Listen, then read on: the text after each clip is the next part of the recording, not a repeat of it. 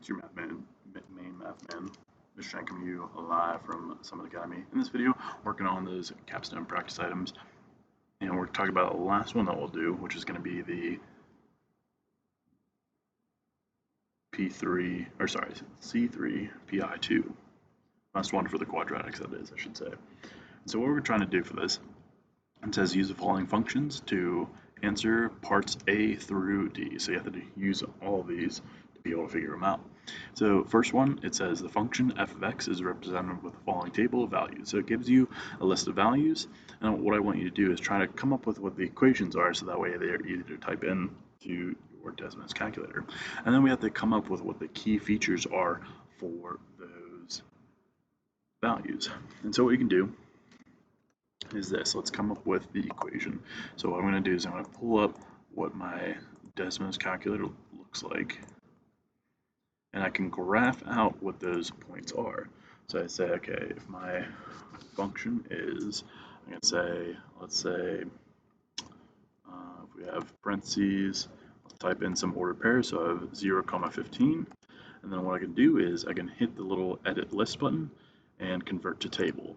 So that way it has it in table form, and what I'm going to do is I'm going to say, and now I have 0, 15, I have 1, 8, I have 3, 0, 4, -1, and 5, 0. And you can kind of see, it kind of graphs out some points here for us. Up there's 15, but we kind of have this curve here. But what we need to do is we need to come up with what the equation is, so that way we can kind of analyze and look at some of those parts. What I suggest you do is you write it out in vertex form, and we can actually say that, hey, our vertex is going to be 4, -1 just by looking at the curve that we have here. But what we can do is we can type it out in vertex form. And so what I'm going to do is I'm going to first change this list of numbers. I'm going to say I'm going to do shift -1, so that way it has the sub 1 on it, and same thing with a y, do shift -1, so that way you can get that same list.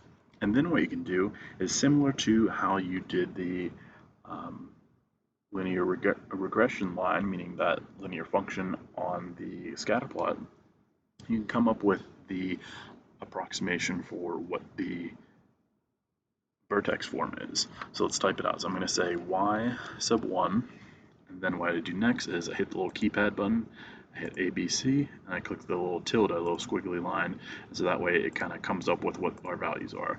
And then I just type in exactly what I need. So I'm going to say in vertex form, I'm going to have A times x sub 1 minus h, parentheses, second power, plus k. So this will give me what I need, because, and if you look, notice how the curve goes through all my points, so I know it is correct. And then it says, hey, here are your parameters. So I'm going to say a equals 1, h equals 4, and k equals -1. So this gives me, the things I need for my function. So what I'm going to do is I'm going to use this to write out what my function is. So let me switch back over. So I can write it like this. I'm going to say, let's have f of x be equal to 1 times x minus 4 squared minus 1. So this is going to be my equation for my function f. And then we can kind of figure out some things that we need. So we say our x-intercepts are where y equals 0. So our two x-intercepts are going to be, we say x equals 3 and 5, because those are these 2 points right here. Or if you can look at your graph, it's where it hits the x-axis. And you can say for your y-intercept, that's where x equals 0, so you say y equals 15. Or it's where it hits the I want to say it's where it hits the y-axis on. Then you can say, what's your vertex? Well, we know the point h, k, so that's going to be our vertex right here. So it's going to be point 4, -1. And so now we need to answer some questions. Is the vertex a maximum or a minimum? Well, when we look at our graph, it has the bottom point, which is a min. So we're going to say this is going to be a minimum. And what's that vertical stretch or shrink? Well, we have to figure out what it is, and we look at that leading coefficient because that's going to be our value for A. So we're going to say A equals 1, which in that case, we're going to say this means no stretch or shrink. Try to rewrite that a little bit better. Shrink. All right. So you need to be able to fill these things out, and then for part B, we're going to kind of compare some of these graphs. All right, so now let's look at the next one. So we're looking at this function g of x is represented by the following graph. So it has these values here, and what we can actually do is I'm going to do the same kind of strategy. I'm going to come up with some of these order pairs so that I can use these order pairs to come up with my graph of my, let's do these points. Let's say it goes through these two x-intercepts, and it has these 2 points here, and it has our vertex. So let's make a little table here. So we're going to say, for this, let's say x and g of x, because that's our y value. And we're going to say it has -5, 0. It has -4, comma, -6. The vertex is -3, comma, -8. Another point is -2, -6. And lastly, let's write one more here. It was -1, 0. All right, so let's kind of convert this to a table and get our equation as well. So let me switch back over. Let me show you what I'm looking at. All right, so let's convert this out so I can kind of have these, I can change these points out. So it said some points would be, let me actually backspace all these. Okay, so we said it was -5, 0. It was -4, comma, -6. -3, comma, -8. We had -2, -6. Again, notice how it's kind of changing the graph each time I type something in. And then we have our other x-intercept at -1, comma, 0. Okay. And if you notice, again, look at your points on your graph, see how it goes through all 5 of those ordered pairs, and it comes up with what our equation should be. So we can kind of just change out what this is going to be for each of these. So again, I have my x1, y1. I don't have to enter these in again because it already has it typed out. So I can come up with what the equation is in vertex form. So I'm going to write out what that's going to be. Hide this one.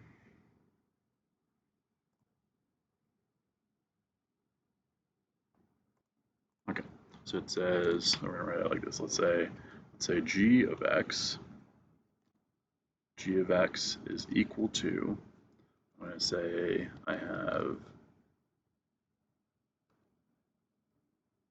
right this here, I'm going to say 2 times x, and then since it on my parameters here, it says h is -3, it's almost like I'm doing minus a negative, which means it's going to be +3 squared, and then minus, which are h, which would be -8 from our vertex. Okay, so here's our equation. We have all the things we need now.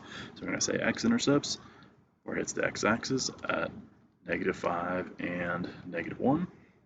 We have the y-intercept where it hits the y-axis up here. If we look at our graph, we can say this is where it hits the y-axis, I should say, or where x equals 0. So we're going to say that's at 10.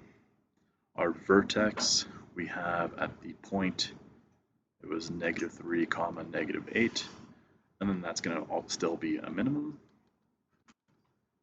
And then for our value of a, again, point out where it's at, we're going to say a equals 2, which means we have a stretch.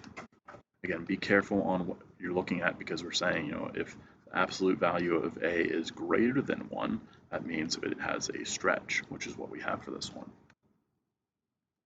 All right, now moving on to the last function we'll talk about, I'll do in blue, talking about h of x, and it already gives us our equation, so we don't really need to worry about what that looks like or coming up with the equation at all. But what I do want to do is I want to graph this out. So let me write that. Let me say graph out on Desmos. All right, double check, make sure everything's good. Okay, so now I'm going to say, pull up my Desmos calculator. I'm going to clear out what I have so far because I don't need those anymore. And I'm going to say h of x is equal to, what was the equation? It was -2 times x plus 3 exponent 2 plus 2. Okay, so here's our graph. What we said in blue, so let me change it to blue. And so we're looking at this graph and we can kind of get some information from it. So we have some key features, 2 x-intercepts, our vertex, and our y-intercept. And we already know our value of a because we already have the equation. So we can come up and write what those are.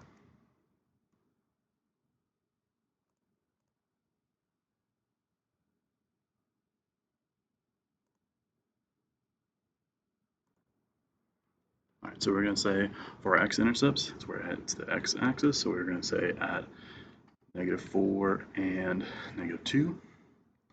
Y-intercept at y equals -16. And then we have vertex at -3, comma, +2. So we're going to say that vertex is actually going to be a maximum for that one because it's the largest value on the curve. Then we're going to say, looking at that value for A, we're going to say, hey, for this one, A equals -2. And then we say that's going to be a stretch because it's still, again, talking about the absolute value, is still greater than 1, which means it's a stretch. Okay, so now that we have those key features, what you're going to actually do is you're going to use these 3 key features, use these 3 functions to be able to come up with comparisons for it. So looking at part B, it says compare and contrast the key features of g of x and h of x. A comparison of the 2 functions should include a comparison of the x-intercepts and the y-intercepts, a vertex, and whether the vertex is max or min, and the vertical stretch or shrink. So we're just kind of comparing those key features for G and H. And so something that we can write is like this. We could say, looking at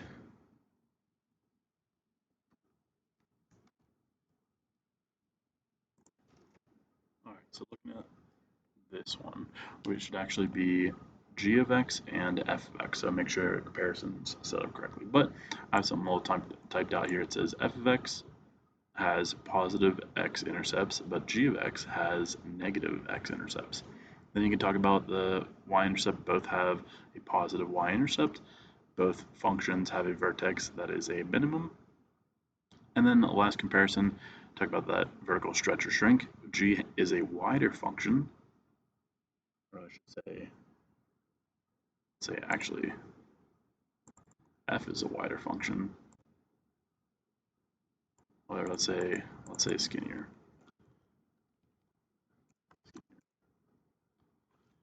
It's a skinnier function since it has a stretch factor of 2, so that just makes it closer to the y-axis.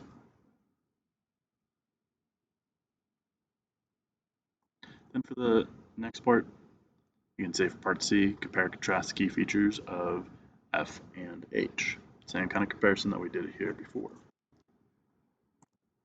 Alright, so for this one, we're going to say, for the comparison, same kind of comparisons, we're going to say f has positive x-intercepts, but h has negative x-intercepts. And we could say f has a positive y-intercept, but h has a negative y-intercept. And then f has a minimum at its vertex, but h has a maximum at its vertex. And then h is twice as narrow as f because of its stretch factor of 2. They're just kind of comparing and contrasting some of those key features that we talked about in part A. Then in part D, a little bit of a prompt here, but we'll take it out one piece at a time. So it says Natalie and Roxana are comparing g of x and h of x.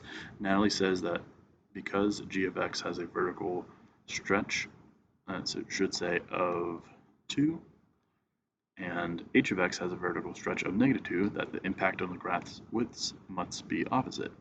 Natalie says g of x is twice as narrow as the y equals x squared parent function, while h of x function is twice as wide as the y equals x squared parent function. Roxana disagrees with Natalie. Roxana says the functions are equally narrow. Who was correct? Then we need to provide additional evidence from the key features of the two functions.